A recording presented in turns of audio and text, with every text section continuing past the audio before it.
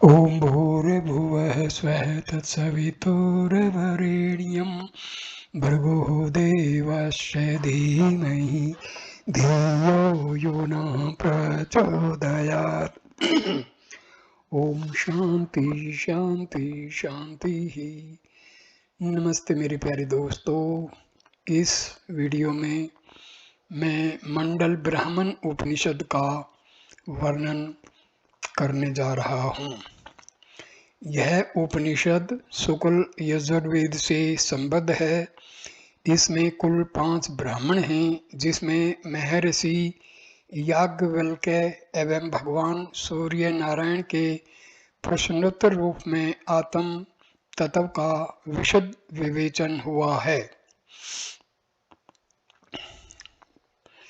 प्रथम ब्राह्मण में सर्वप्रथम तत्व ज्ञान की प्राप्ति के लिए अष्टांग योग की आवश्यकता और पुनः 4 यम 9 नियम आसन प्राणायाम आदि षडंग योग देह के पंचदोष तारक दर्शन लक्ष्य त्रय दर्शक तारक और अमंसक रूप योग के 2 भेद आत्मनिष्ठ की ब्रह्म रूपता आदि का विस्तृत वर्णन किया गया है।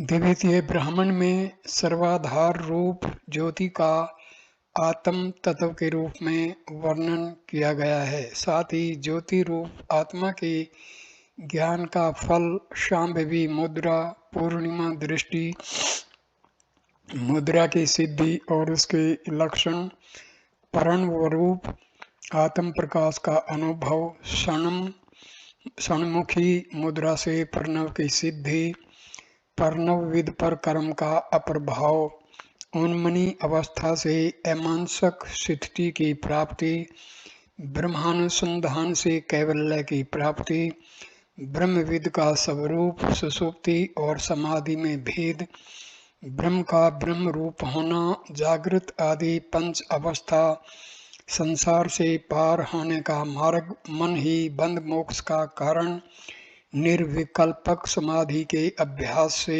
श्रेष्ठ ब्रह्मविद होना और ब्रह्मानंद की प्राप्ति आदि का विशद विवेचन है। तृतीय ब्राह्मण में परमात्म ज्ञान एवं लक्ष्य दर्शन से अमनस्कता की प्राप्ति और उसे संसार बंधन से निवृत्ति तारक मार्ग से मनोनाश की प्राप्ति उन्मनी सिद्ध योगी का ब्रह्म रूप होना आदि वर्णित है। चतुर्थ ब्राह्मण में व्योम पंचक का ज्ञान और उसका प्रतिफल तथा राजयोग का सारांश विवेचित है।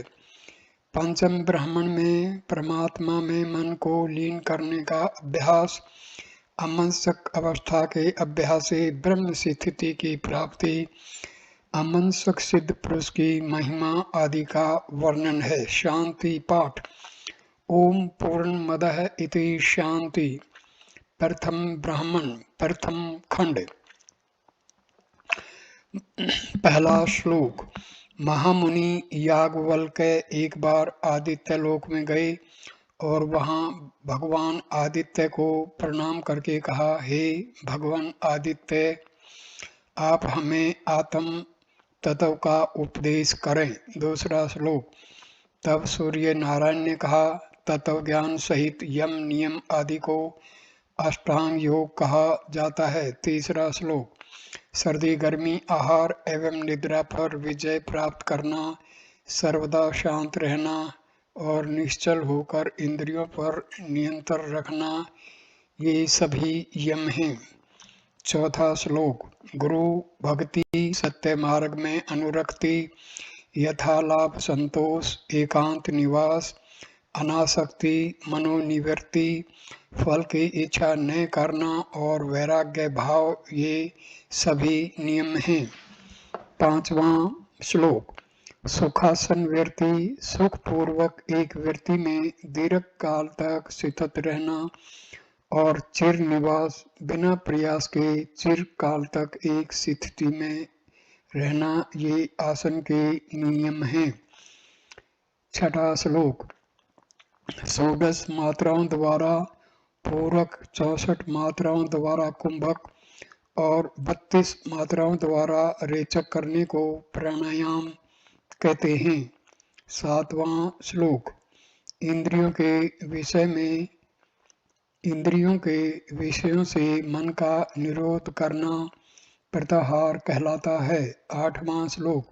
विषयों से निरोधित मन को चैतन्य सत्ता में स्थिर करना धारणा है। 9वां और 10वां श्लोक।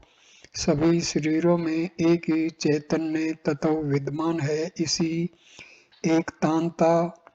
एकतांता निरंतर चिंतन को ध्यान कहा गया है और ध्यान को भी विस्मृत कर देना, भूल जाना समाधि है। 11वां श्लोक। इस प्रकार ये सभी सूक्ष्म अंग हैं, जो इन्हें इस प्रकार जानता है वह मुक्ति का अधिकारी होता है। द्वितीय खंड। इस शरीर के काम, क्रोध, निश्वास, श्वासा अवरोध, भय और निद्रा, अज्ञान निद्रा, ये 5 दोष होते हैं। पहला श्लोक हो गया। दूसरा श्लोक। संकल्प रहित होना, अक्षमाशील होना, अल्पाहार करना, निर्भय होना और तत्व चिंतन करना, ये उपयुक्त शरीर के दोषों को दूर करने के साधन हैं। तीसरा श्लोक। निद्रा, अज्ञान निद्रा और भय सर्प हैं, हिंसा आदि तरंगे हैं, तृष्णा भंवर है, स्त्री पंख है, स्त्री के प्रति भोग्य भाव कीचड़ है। ऐसे संसार रूपी सागर से पार जाने के लिए सूक्ष्म मार्ग का अवलंबन लेकर सत्व आदि गुणों से परे ऊपर होकर तारक ब्रह्म का दर्शन करना चाहिए, उसका ध्यान करना चाहिए। चौथा श्लोक। दोनों भूहों के मध्य में सच्चिदानंद स्वरूप तेज संपन्न कूट रूप तारक ब्रह्म का निवास है। 5वां श्लोक। उस तारक ब्रह्म की प्राप्ति के उपायों में लक्ष्य त्रय का अवलोकन करना चाहिए। 6वां श्लोक। मूलाधार से ब्रह्मरंध्र पर्यंत सूर्य के समान आधा आभा वाली सुषुम्ना नामक नाड़ी है। उसके बीच में उससे कोटि गुणी मृणाल तंतु जितनी सूक्ष्म कुंडलिनी है, वहाँ उसके ज्ञान से तमोगुण की निवृत्ति होती है। उसके दर्शन से समस्त पाप विनष्ट होते हैं। 7वां श्लोक। तर्जनी अंगुली के अग्रभाग से दोनों कानों को बंद करने पर उस साधक के कर्ण छिद्रों को फुत्कार शब्द होता है। जब उस शब्द में मन को स्थिर किया जाता है, तब नेत्रों के मध्य में नील वर्ण ज्योति का दर्शन होता है। इसी प्रकार हृदय में भी वही ज्योति दिखाई पड़ती है। 8वां श्लोक। बाह्य लक्ष्य यह है कि जिसे नासिका के अग्रभाग से 4, 6, 8, 10 और 12 अंगुल की दूरी पर क्रम से नील वर्ण, श्याम वर्ण, रक्त वर्ण, पीत वर्ण और 2 रंगों के मिश्रित रंग युक्त आकाश दिखाई पड़ता है, वह योगी हो जाता है। 9वां श्लोक। चल दृष्टि, चंचल दृष्टि से व्योम भाग को देखते हुए पुरुष की दृष्टि के अग्रभाग में ज्योति युक्त किरणें दिखाई पड़ती हैं, उससे दृष्टि में स्थिरता आ जाता है। 10वां श्लोक। शीर्ष मस्तिष्क के ऊपर 12 अंगुल की दूरी पर ज्योति दिखाई पड़ती है, उसे देखने वाले को अमरत्व प्राप्त हो जाता है। 11वां श्लोक। मध्य लक्ष्य इस प्रकार है कि प्रातः कालीन वेला में सूर्य, चंद्र और अग्नि ज्वालवत और उससे विहीन अंतरिक्षवत दिखाई देता है, उसके आकार की तरह ही आकार वाला हो जाता है। ये हो गए 11वां 12वां श्लोक।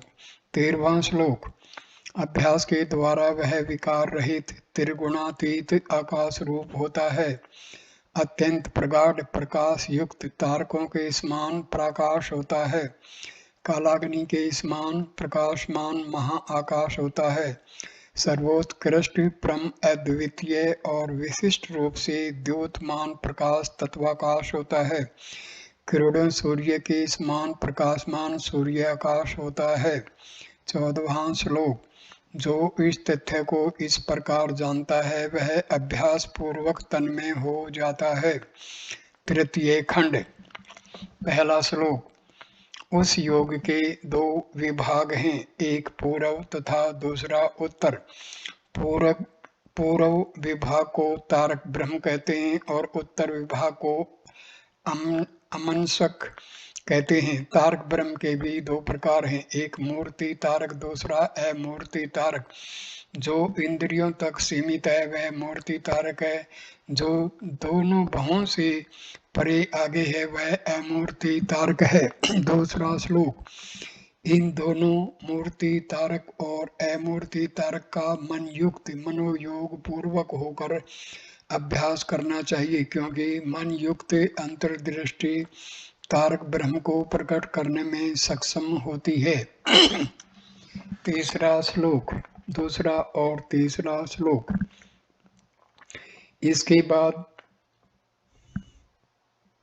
तीसरा श्लोक। इसके बाद भर्युगल के मध्य स्थित छिद्र में तेज आविर्भूत होता है, यह पूर्व तारक ब्रह्म है। चौथा श्लोक। उत्तर विभाग तो अमंसक मन रहित होता है। तालु मूल के ऊर्ध्व भाग में महाज्योति का निवास होता है, उसके दर्शन से अणिमा आदि सिद्धियां प्राप्त होती हैं। पांचवा श्लोक। जब लक्ष्य में अंतः बाह्य दृष्टि निर्निमेष शिथिल हो जाती है तो यह सांभवी मुद्रा होती है। समस्त तंत्रों में गोपनीय यह ब्रह्म विद्या है, उसके ज्ञान से संसार से निवृत्ति हो जाती है, उसका पूजन मोक्ष रूपी फल प्रदान करता है। छठा श्लोक। अंतर्लक्ष्य दीप्तिमान ज्योति के समान है, इसे महर्षिगण ही जान सकते हैं। यह बाह्य और आंतरिक इंद्रियों नेत्रों मन आदि के द्वारा अगोचर है। चतुर्थ खंड। पहला श्लोक। सहस्रार दल में दीप्तिमान ज्योति के समान अंतर्लक्ष्य है।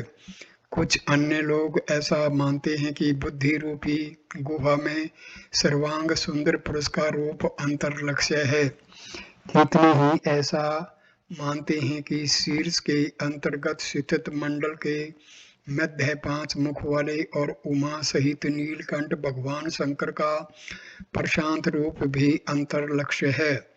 अंगुष्ठ मात्र पुरुष ही अंतर्लक्ष्य है, ऐसा भी कितने ही विद्वान मानते हैं। दूसरा श्लोक। उपर्युक्त सभी विकल्प विभेद आत्मा के ही हैं।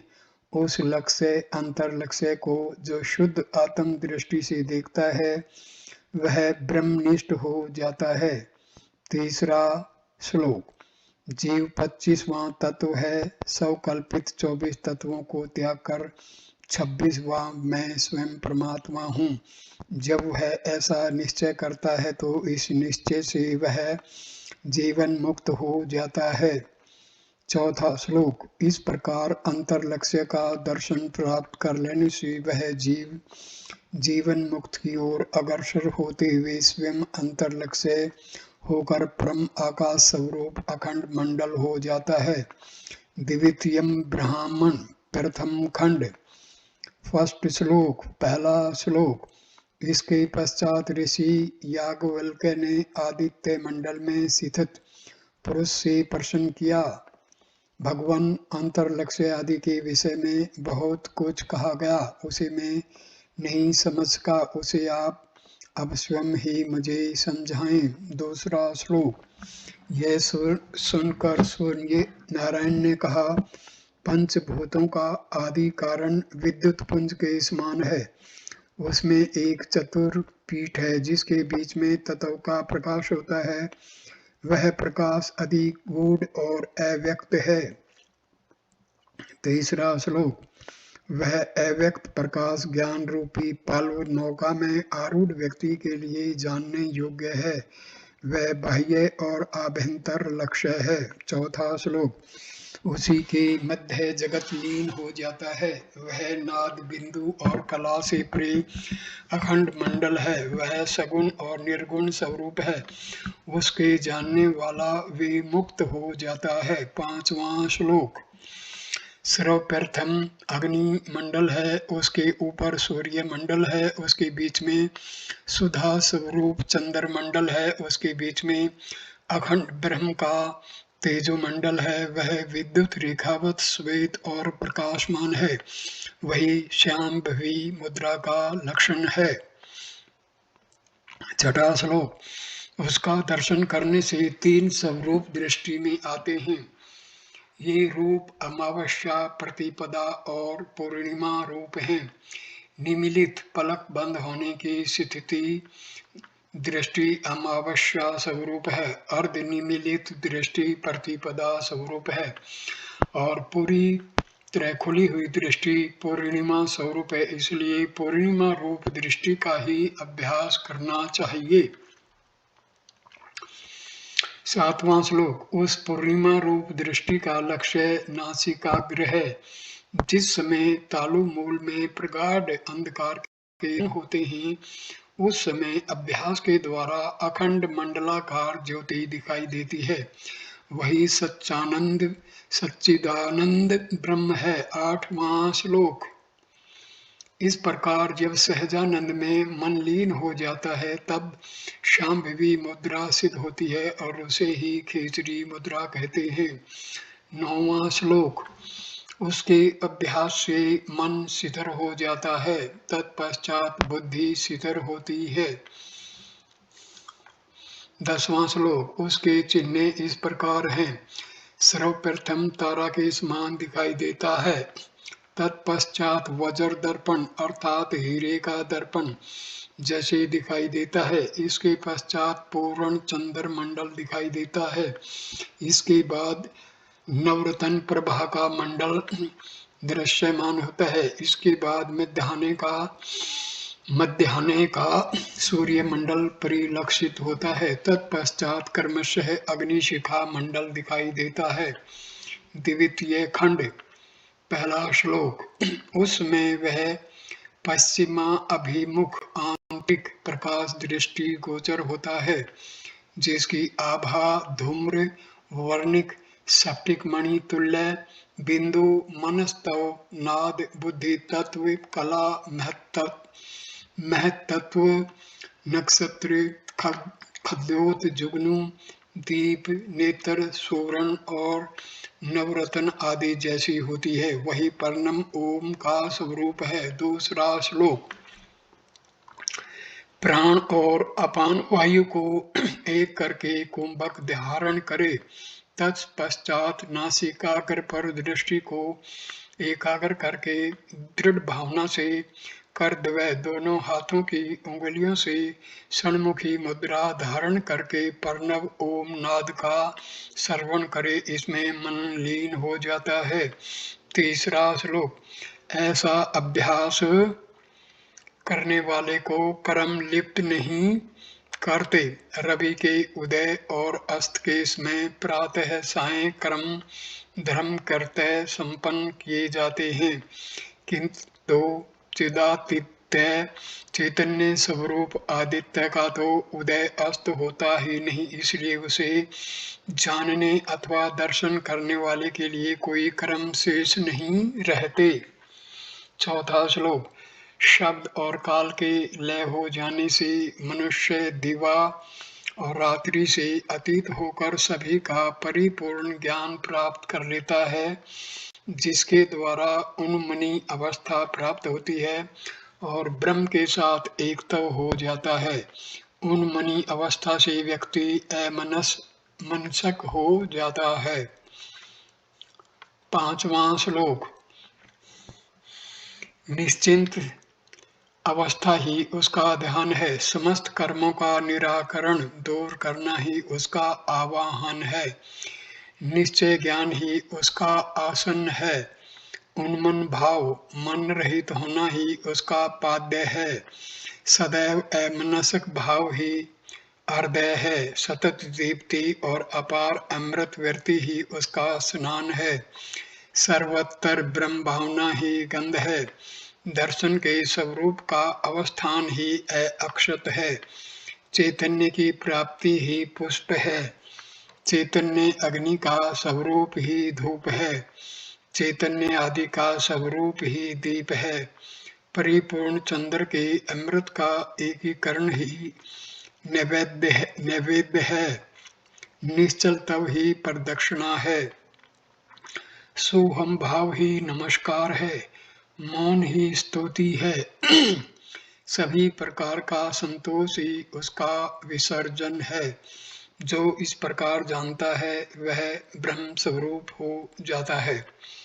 तृतीय खंड, पहला श्लोक। इस प्रकार जब ज्ञाता ज्ञान और ज्ञेय स्वरूप त्रिपुटी निरस्त दूर हो जाती है, तब तरंगहीन सागर के समान वायु रहित स्थान में स्थित दीपक की तरह अचल संपूर्ण भाव और अभाव से विहीन कैवल्य ज्योति प्रकट होती है, अर्थात मात्र कैवल्य ज्योति शेष रहती है। दूसरा श्लोक। जिसे जागृत अवस्था और निद्रा अवस्था में भी अंतर्ज्ञान बना रहता है वह ब्रह्मविद होता है। तीसरा श्लोक। सुषुप्ति और समाधि की स्थिति में मनोलय समान होने पर भी दोनों में महान भेद है। सुषुप्ति में मन अज्ञान में लय हो जाता है, जिससे मुक्ति की स्थिति नहीं बनती। चौथा श्लोक। समाधि अवस्था में तमो विकार विनष्ट हो जाते हैं, तमो विकार विनष्ट हो जाता है, जिसके कारण तदाकार और अखंडाकार बने हुए वृत्ति रूप साक्षी चैतन्य में प्रपंच का विलय हो जाता है, क्योंकि प्रपंच मन कल्पित होता है। पांचवा श्लोक। तत्पश्चात भेद के अभाव में समाधि से बाहर आने पर भी प्रपंच के मिथ्यात्व का बोध बना रहता है। एक बार सदानंद का अनुभव हो जाने से वही प्रमुख विषय हो जाता है। इस प्रकार ब्रह्म को जानने वाला ब्रह्मविद ब्रह्म ही हो जाता है। छठा श्लोक। जिसके संकल्प विनष्ट हो गए हैं उसी के हाथ में मुक्ति है, इसलिए वह साधक भाव और अभाव का परित्याग करके परमात्मा का ध्यान करने से मुक्त हो जाता है। सातवां श्लोक। इस प्रकार समस्त अवस्थाओं में बारंबार ज्ञान और ज्ञेय, ध्यान और ध्येय, लक्ष्य और अलक्ष्य, दृश्य और अदृश्य तथा ऊहापोह आदि का परित्याग करके मनुष्य जीवन मुक्त हो जाता है। जो इस प्रकार जानता है वह ब्रह्म को प्राप्त कर लेता है। चतुर्थ खंड। पहला श्लोक। 5 अवस्थाएं होती हैं, जागृत, स्वप्न, सुषुप्ति, तुरीय और तुरीयातीत। दूसरा श्लोक। इन 5 अवस्थाओं में से जागृत अवस्था में जीव प्रवृत्ति मार्ग में प्रवृत्त होता है, जिससे वह यह आकांक्षा करता है कि पाप का फल नरक मुझे न प्राप्त हो और सब शुभ कर्मों का फल स्वर्ग मुझे अवश्य प्राप्त हो। तीसरा श्लोक। इस प्रकार वही जीव जब वैराग्य को स्वीकार कर लेता है तब कर्म फल स्वरूप जन्म और संसार रूप बंधन से मुक्ति प्राप्त करने का आकांक्षी होकर मुक्ति की ओर अग्रसर होता है और निवृत्ति पथगामी होता है।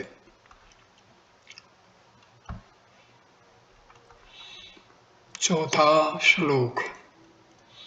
तत्पश्चात वही जीव संसार सागर से पार होने हेतु गुरु का आश्रय लेकर कामादि विकारों का परित्याग करके विहित वेदोक्त कर्म का आचरण करता हुआ साधन चतुष्टय, विवेक, वैराग्य, षट संपत्ति और मुमुक्षुत्व से संपन्न होता है। और हृदय कमल के मध्य एकमात्र भगवत सत्ता को अंतर लक्ष्य करके एक उसी के रूप का आश्रय लेकर सुषुप्ति अवस्था से मुक्त ब्रह्मानंद की स्मृति पाकर ऐसा विचारता है, अनुभव करता है कि मैं एक और अद्वितीय ही हूँ, किंतु कुछ काल पूर्व अज्ञान ग्रसित होकर आत्म स्वरूप को भूल गया था और जागृत अवस्था में स्थित वासना के फल स्वरूप स्वप्न में मेरा यह मानना था कि मैं तेजस हूँ। उसी प्रकार जागृत और स्वप्न इन दोनों अवस्थाओं से निवृत्ति हो जाने पर सुषुप्तावस्था में मैं प्राग हूँ ऐसा मानता था, किंतु अब मैं एक ही हूँ ऐसा अनुभव होता है। स्थान भेद के कारण वे अलग अलग अवस्थाएं थी, किंतु मुझसे अतिरिक्त कुछ भी नहीं था। ऐसा विवेक होने से मैं शुद्ध अद्वैत ब्रह्म हूँ, यह अनुभव होता है, जिसके कारण भेदभाव की समस्त वासनाएं आरोपित वृत्तियां दूर हो जाती हैं। साधक अपने भीतर प्रकाशित तेजो मंडल का ध्यान करने से तदाकार बनकर परब्रह्म के स्वरूप को पाकर मुक्ति पदारूढ़ होता है और परिपक्व हो जाता है। 5वां श्लोक। संकल्प आदि से युक्त मन बंधन का और उससे रहित मन मोक्ष का कारण होता है। 6वां श्लोक। उससे संपन्न जीवित अवस्था में ही मोक्ष प्राप्त कर लेने वाला साधक चक्षु आदि बाह्य प्रपंचों से उपरत हो जाता है। उसमें प्रपंचों की गंध तक शेष नहीं रहती। वह संपूर्ण जगत को आत्म स्वरूप में देखता है और तख्त अहंकार होकर मैं ब्रह्म हूँ ऐसा चिंतन करता हुआ यह सब कुछ आत्मा ही है ऐसी भावना करता हुआ कृत्य हो जाता है। 5वां खंड। पहला श्लोक। सब प्रकार से परिपूर्ण होकर वह तुर्यातीत योगी ब्रह्म स्वरूप हो जाता है। यह ब्रह्म है, लोग इस प्रकार उसकी स्तुति करते हैं। पहला श्लोक। अब दूसरा श्लोक। वह समस्त लोगों की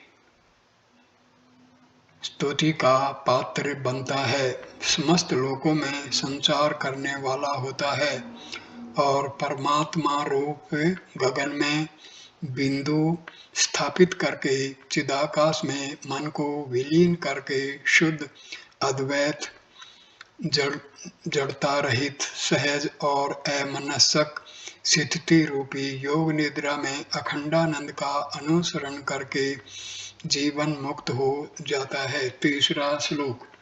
उस आनंद के समुद्र में मगन रहने वाले शुद्ध योगी कहे जाते हैं। चौथा श्लोक। उन योगियों की अपेक्षा देवगण भी स्वल्प आनंद प्राप्त करने वाले होते हैं। इस प्रकार परमानंद प्राप्त करने वाला परम योगी होता है। यह अद्भुत रहस्य है। तृतीयम ब्राह्मणम। प्रथम खंड। पहला श्लोक। महामुनि याज्ञवल्क्य ने सूर्य मंडल में स्थित पुरुष से कहा, हे स्वामी, आपने अमनस्क स्थिति के लक्षणों के विषय में मुझे उपदेश दिया। अब वह मुझे विस्मृत हो गया है, अतः कृपा करके पुनः उसके लक्षणों को मुझे बताएं। दूसरा श्लोक। वह मंडल पुरुष बोला, बहुत अच्छा। यह अमनस्क स्थिति अति रहस्यमय है। उसके ज्ञान से मनुष्य कृत्य हो जाता है और वह नित्य ही सांभवी मुद्रा से समन्वित होता है। तीसरा श्लोक। परमात्म दृष्टि से उसका अनुभव कराने वाले लक्ष्यों को देखकर सबके ईश्वर अपरमेय अजय शिव कल्याणकारी परम आकाश निरालंब अद्वितीय ब्रह्मा विष्णु रुद्रादि के एकमात्र लक्ष्य रूप सभी के कारण परम ब्रह्म को आत्म रूप में देखने वाला पुरुष हृदय गुहा में ही विहार करता हुआ निश्चय पूर्वक जानकर भाव अभाव आदि द्वंद्वों से अतीत होकर मन की उन्मनी अवस्था का अनुभव करता है। तत्पश्चात समस्त इंद्रियों के इंद्रिय जन्य प्रवृत्ति के अक्षय होने पर अमनसक सुख स्वरूप ब्रह्मानंद सागर में उसका मन प्रवाह बढ़ता है, जिसके योग से वह वायु शून्य स्थल में स्थित दीपक के समान अचल पर ब्रह्म को प्राप्त करता है। चौथा श्लोक।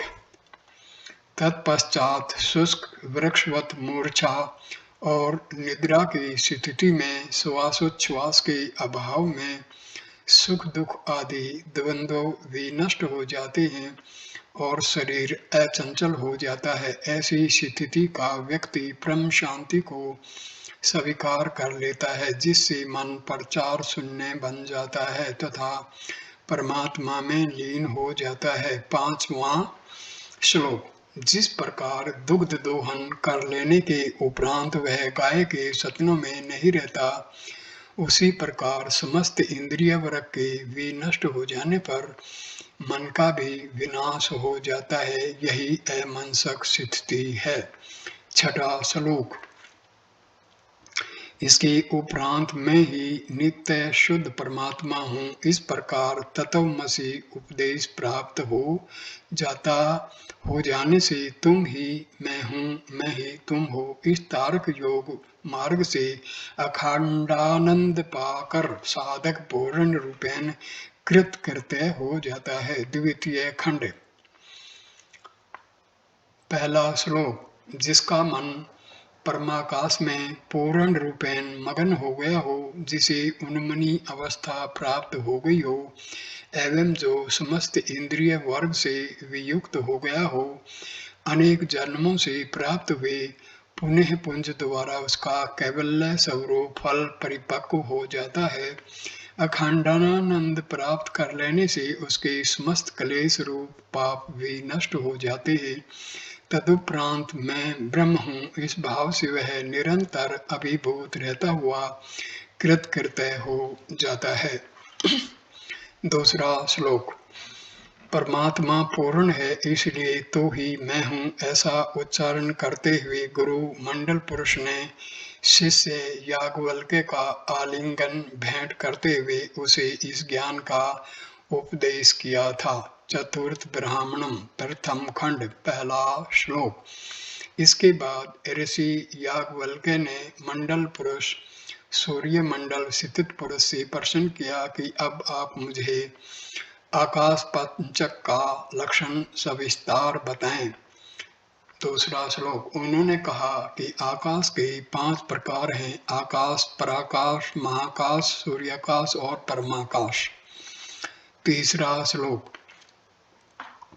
जो बाहर और भीतर से अंधकार में है वह आकाश है, जो बाहर और भीतर से कालाग्नि सदृश है वह प्रकाश है, जो बाहर और अंदर से अप्रिमित कांति के समान है वह तत्व महाआकाश है, जो बाहर और भीतर से सूर्य सदृश है वह सूर्य आकाश है, तथा जो अनिर्वचनीय ज्योति वाला सर्वव्यापक और अतिशय आनंद के लक्षण से युक्त है वह परमाकाश है। चौथा श्लोक। इस प्रकार मनुष्य जिस जिस लक्ष्य का दर्शन करता है वह उसी की तरह हो जाता है। पांचवा श्लोक। जो नव चक्कर, षड चक्कर तथा तालु, आकाश एवं भ्रू चक्कर, षड आधार, मूलाधार आदि षड आधार, त्रिलक्ष्य, अंतरलक्ष्य, बहिर्लक्ष्य एवं मध्य लक्ष्य और व्योम पंचक, आकाश, प्राकाश, महाकाश, सूर्याकाश और परमाकाश को सम्यक प्रकार से नहीं जानता वह नाम मात्र का योगी है। अर्थात योगी को इन सभी का ज्ञान होना आवश्यक है। पंचम ब्राह्मणम, प्रथम खंड, पहला श्लोक। सविषय मन बंधन का और निर्विषय मन मुक्ति का कारण होता है। दूसरा श्लोक। अतः समस्त जगत चित्त गोचर है, वही चित्त यदि निराश्रय हो जाए तो मन उन्मनी अवस्था से परिपक्व होकर ईश्वर में लय होने योग्य बन जाता है। तीसरा श्लोक। इस लय का परिपूर्ण मैं अभ्यास करना चाहिए, क्योंकि मनोलय का कारण मैं ही हूँ। चौथा श्लोक। अनाहत शब्द और उस शब्द के अंदर जो ध्वनि होती है, उस ध्वनि के अंतर्गत ज्योति रहती है और ज्योति के अंतर्गत मन होता है। पांचवा श्लोक। जो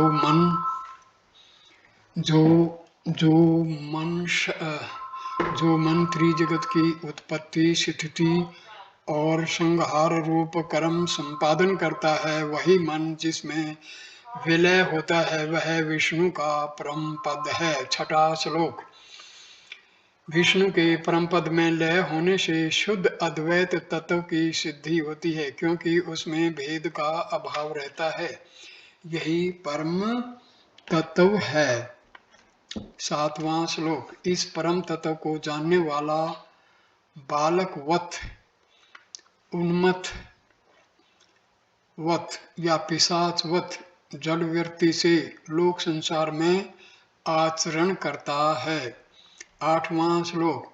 इस प्रकार अमनस्क स्थिति के अभ्यास से नित्य तृप्ति का अनुभव होने लगता है। मलमूत्र की मात्रा भी अल्प हो जाती है तथा स्वल्प आहार से काम चल जाता है। अंगों में दृढ़ता आ जाती है, शरीर में जड़ता नहीं रहती। निद्रा, नेत्र, आंख झपकने, वायु, श्वास की चंचल गति समाप्त हो जाती है, जिसके फल स्वरूप ब्रह्म दर्शन तथा अज्ञात सुख में स्वरूप की सिद्धि हो जाती है। नौवां श्लोक। इस प्रकार दीर्घ काल तक समाधि की स्थिति के अभ्यास से उत्पन्न ब्रह्मामृत पान करने में परायण रहता हुआ सन्यासी अवधूत हो जाता है। उसके दर्शन से संपूर्ण जगत पवित्र हो जाता है। उसकी सेवा में परायण रहने वाला अज्ञानी भी बंधन से मुक्त हो जाता है। वह अपने कुल की 101 पीढ़ियां तार देता है। उसके माता पिता, पत्नी और संतति वर्ग भी मुक्त हो जाते हैं, ऐसा यह उपनिषद है। ओम पूर्णमदः इति शांति इति मंडल ब्राह्मणोपनिषद समाप्ता।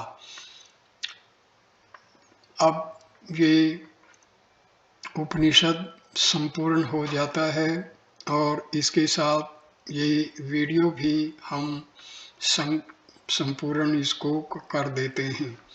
वीडियो देखने के लिए धन्यवाद मेरे दोस्तों। नमस्कार, धन्यवाद।